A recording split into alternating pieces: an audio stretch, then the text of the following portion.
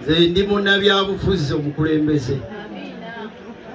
Zisobola kuvaawo wano nga sibawaddeyo amagezi ku kantu kamu oba bubiri. Tuli mu biseera bya kulonda.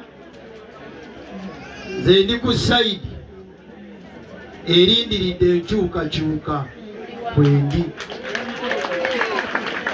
Era bwe wabaawo wano nga bwe mukubye engalo nammwe mulindiridde nganzi. Bwe mufuna akakisa akalonda mulonde enkyukakyuka kuba gye twetaaga. Wano simanyi wendi mu bigambo bya constituency. Wiikwe South waliwo ani? Waliwo Dr. Lulume.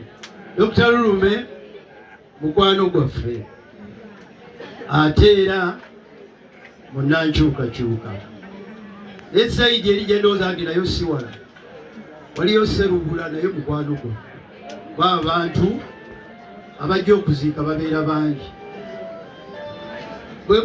Bwe mubeera mu kitundu nga mulimu ab'enkyukakyuka bangi,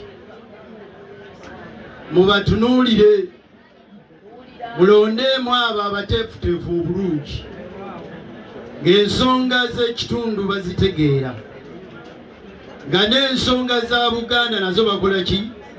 Bazitegeera, era nga n'ensonga za Uganda bazitegeera bulungi. Kenjagala obajjukizaayo kokka nga mmaliriza, mu Paalamenti bateesa mu Luzungu. Ankiddemu Paalamenti ya Uganda. Wano we tuba tukampeininga mu Buganda twogera Oluganda n'ebisoko ne tubijjayo, naye mukakase nga be mulonda Oluzungu balutegeera kuba lwe bateesaamu. Bw'onoolonda olw'ebisoko eby'Oluganda ajja kutuuka mu Paalamenti olulimi lwesibe. Ate mugambe nti mwatuma omuntu ng'eri amumuunya bumuumuunya. Mwe abantu abalonda abantu temusobola kuŋŋamba nti gwe mulonda temumanyi oba yasoma oba teyasoma.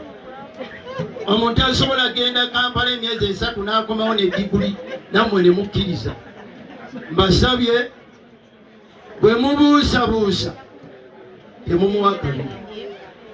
Omukulu ono gwe nnyimiridde naye